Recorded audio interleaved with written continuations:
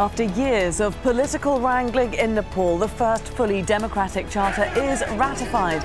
But some ethnic and religious groups say their concerns have not been addressed. So, does the new constitution put Nepal on a path towards stability or further unrest? This is Inside Story.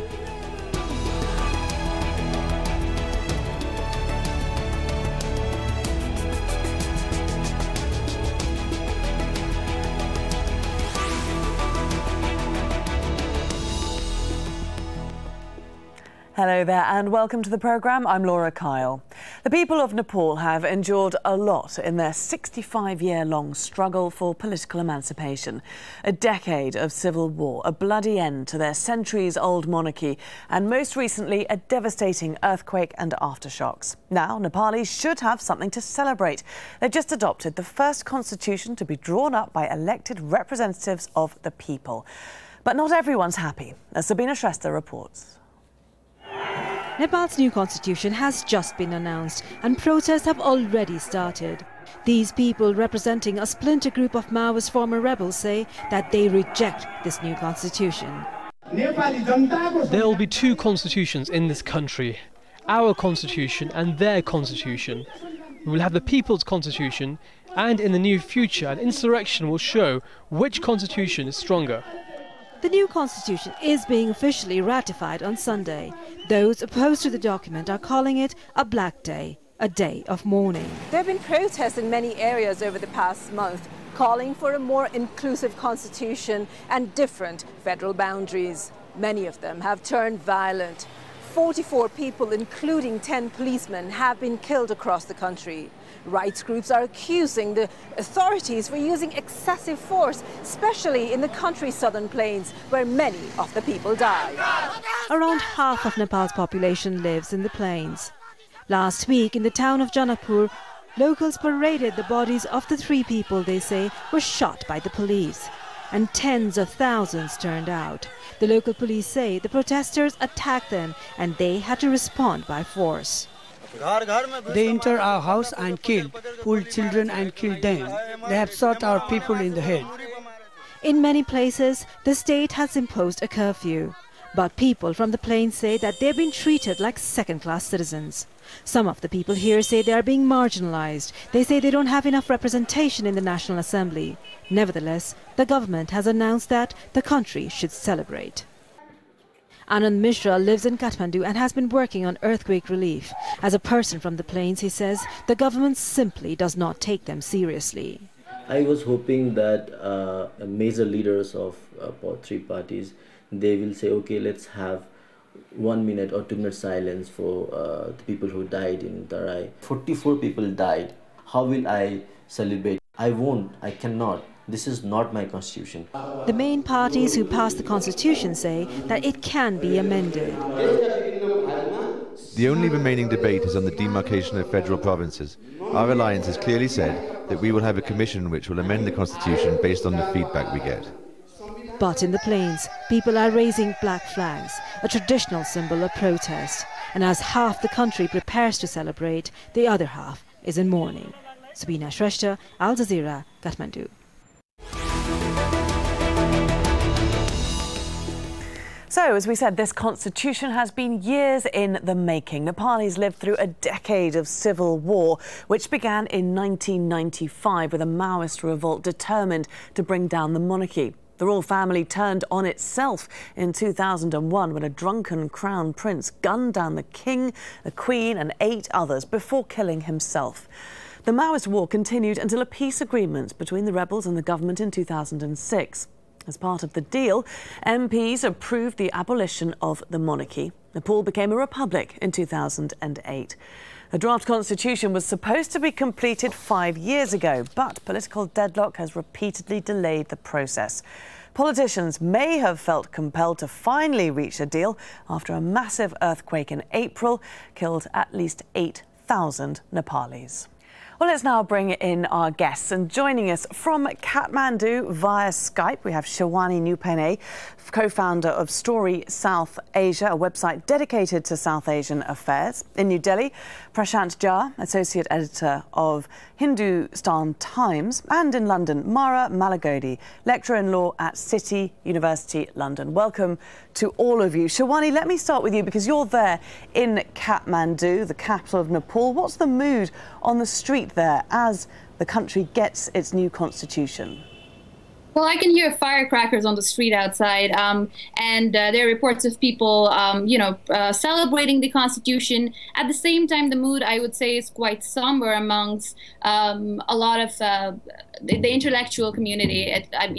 If that's a word I should use. And they're more cautious of the Constitution because while it promises a lot, it also comes down to implementation. But yes, definitely a lot of celebration everywhere, in Kathmandu in particular. OK, and a lot of people remaining cautious, as you say. Mara, let's bring you in. The government clearly treating today as a celebration, firecrackers, people coming out onto the streets, celebrating the new constitution, but others treating it as a day of mourning. What is it about this new charter that's so divisive?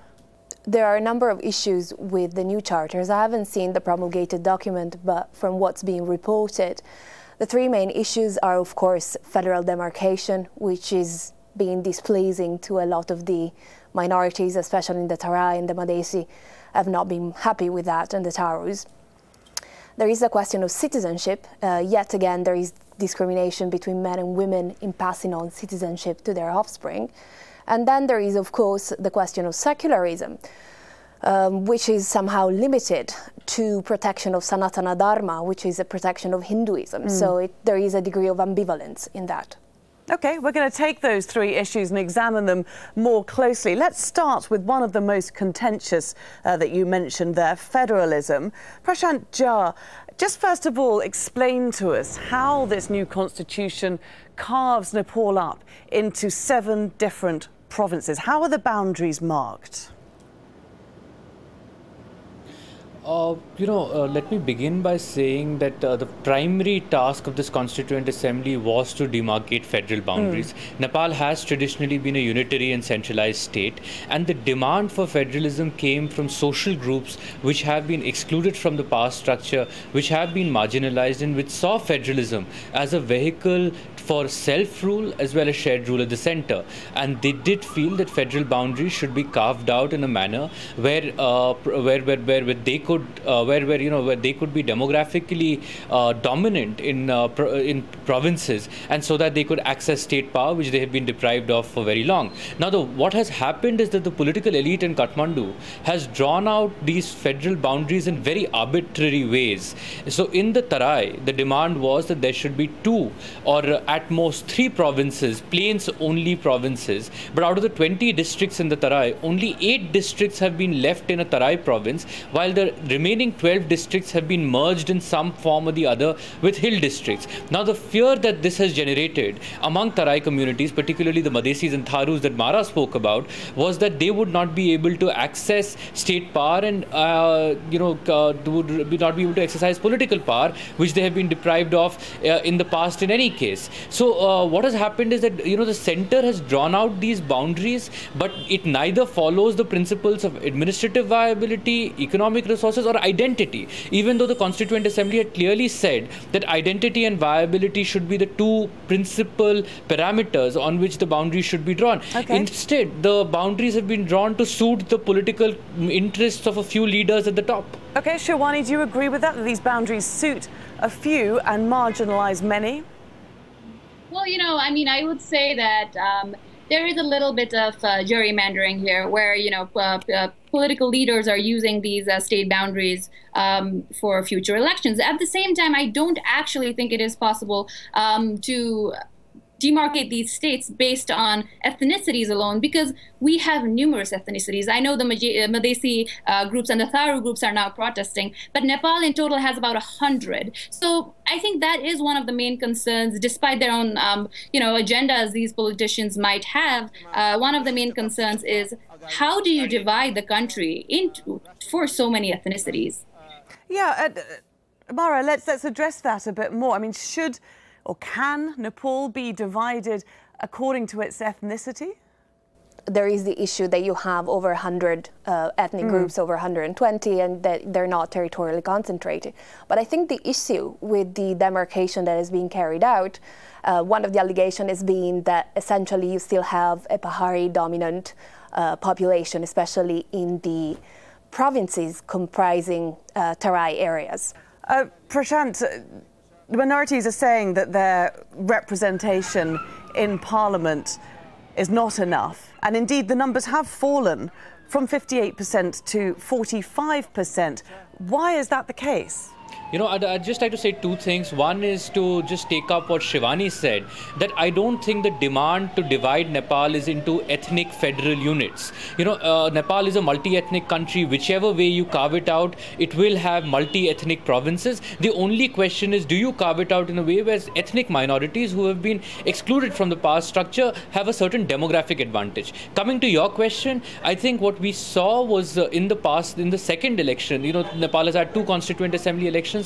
The first election saw a very inclusive legislature. The second election saw the return of traditional conservative parties, and the representation of certain minorities went down. But I think what is of concern for the future is that the new electoral system that this constitution has envisaged has reduced the proportion of the proportional representation seats. Now, Nepal has a mixed electoral system. Within PR, there was affirmative action for different minorities. So when the share of the proportional representation seats dips, the share for the minorities and their representation in parliament will dip in the future as well. What is also of concern is that Tarai, which is home to 50% of the population, will not have political representation corresponding to its size. It will, because the constitution says that constituencies will be demarcated on the basis of both population and geography. And this is a big demand in the Tarai movement at the moment, that please guarantee political representation corresponding to our population. So I think you have rightly flagged the issue of political representation, and minorities have reason to feel worried. Shivani, do you agree with that? Do you agree that regions in the Terai are going to be increasingly marginalised following this constitution? Well, there is still going to be about, I believe, a 40% proportional representation in this upcoming government. But at the same time, yes, Prashant's point is right. They have cut it down. That I don't know the reason, and I think that is actually a pretty valid point that the government should address. And maybe that is where they can sit in and talk with Madhya-based parties who are protesting in Tarai right now. OK, Mara, I mean, if we look at these protests, they've been incredibly violent. More than 40 people have been killed. Should the constitution have been adopted amid this atmosphere? Well, it has already been adopted, so in that regard, but should it I'm afraid have been? That Sorry? Should it have been, given that more than 40 people have died in protest against it? Well, I think they should have made more of an effort to include the dissenting voices. And that, of course, is a constitution is never off to a good start when it's not cause for celebration from so many segments of society. At the same time, the constitution has been promulgated, and perhaps it is time to think about how can things change within the rules of the new game, using the courts, using constitutional amendments, using parliament. But of course, you know, that will require more time, and it is sad that somehow this opportunity has been to a degree missed. Prashant, many of the main parties, or the 3 main parties, do say that these issues that people in the plains are raising can be fixed later, can be fixed down the line. The important thing is that the constitution is accepted in the first place as a starting step. Do you agree with that? No, I don't quite buy that argument, you know, because if we go back to the roots of this Constituent Assembly, why did we need a Constituent Assembly? Look, Nepal has had 6 constitutions. The idea was to have a Constituent Assembly which would see the participation of Nepal's many diverse social groups. Everybody would have a sense of ownership of a document. In a country bereft of common symbols, the Constitution would become a national defining document. It would help us overcome our social cleavages and ethnic divisions and would tie us as one. What has happened? You know, the process has not been participatory.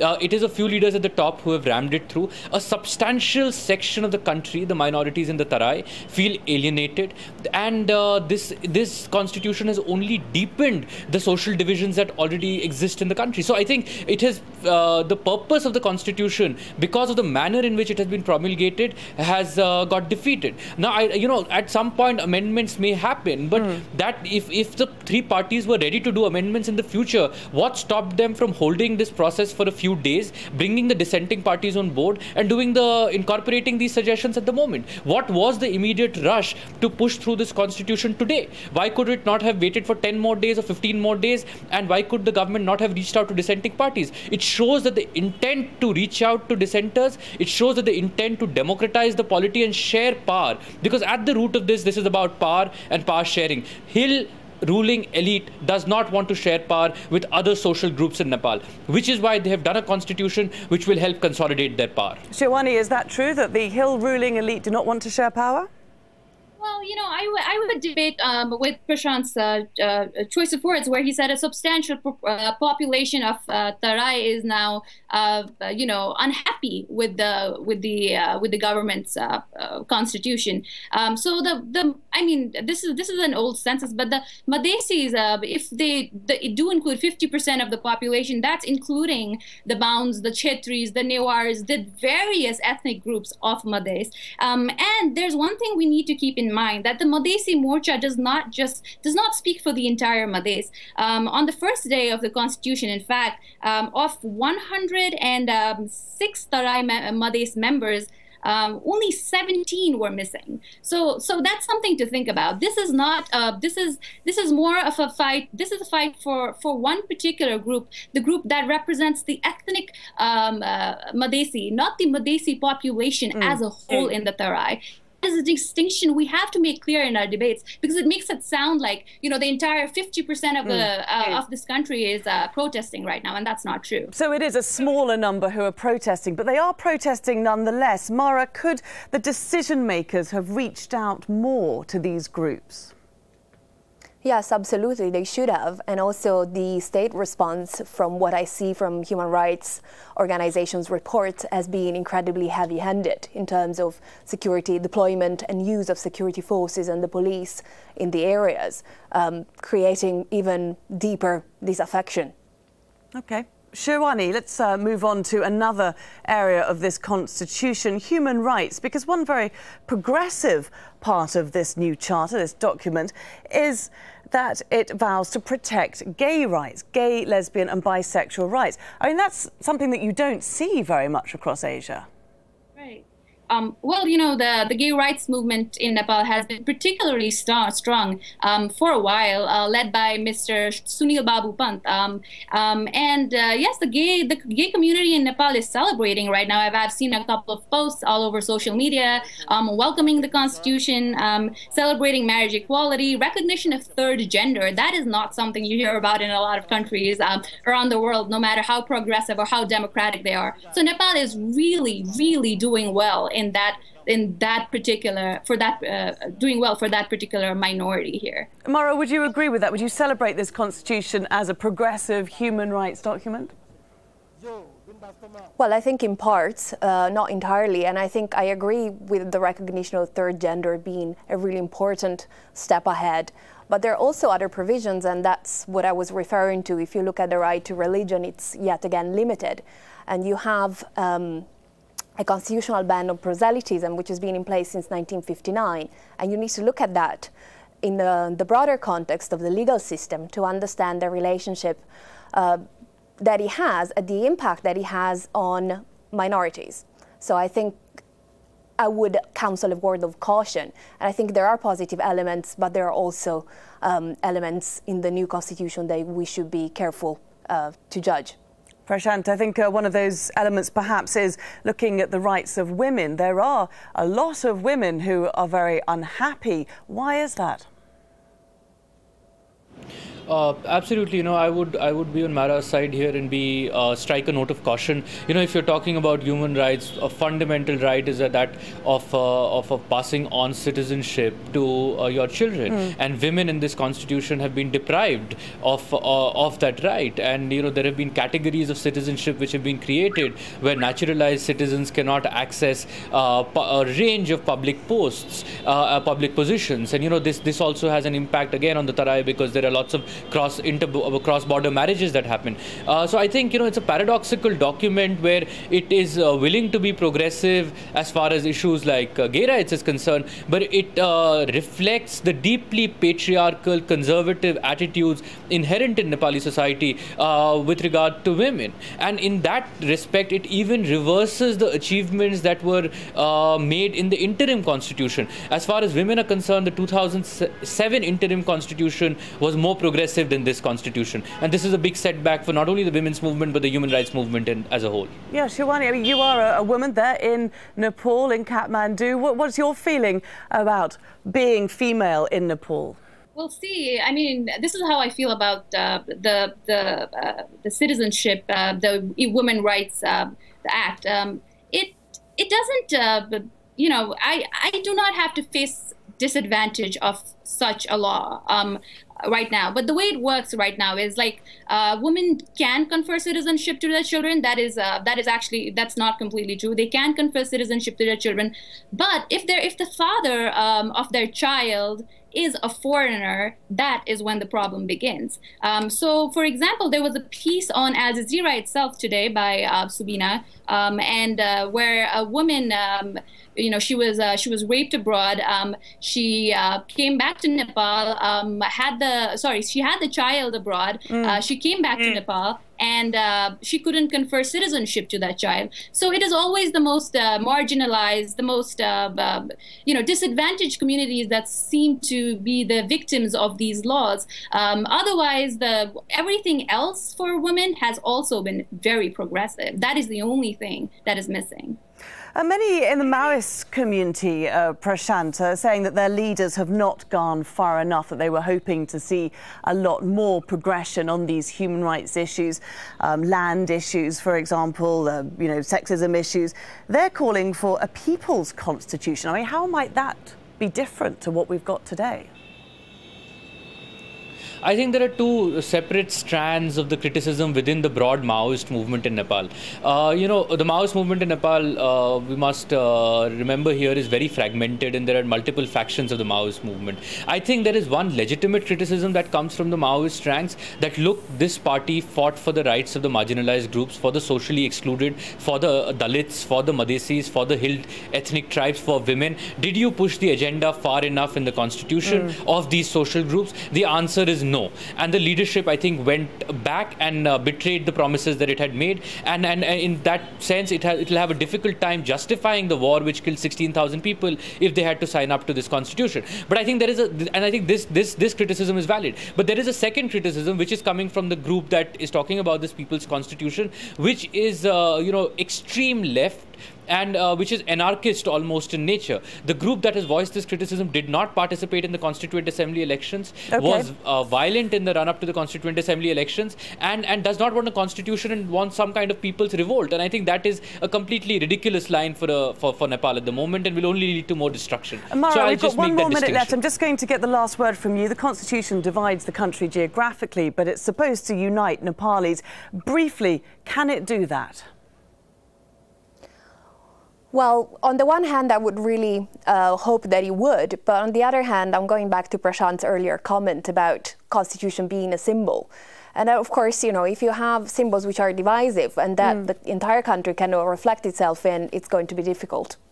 OK. And there we'll have to leave our discussion today. It's been a fascinating start to what I'm sure is going to be a very long debate about this constitution, Nepal's first constitution by a democratically elected representative. It's a fantastic first step for the country. Many thanks today for our guests for joining us, Shivani Nupane, Prashant Jha and Mara Malagodi. And thank you too for watching. Do send us your comments via our programme page on our website. That's aljazeera.com. There you can also leave a comment on our Facebook page. That's facebook.com/AJ Inside Story. And of course, you can always tweet us at AJ Inside Story. From me, Laura Kyle, and the whole team here, bye for now.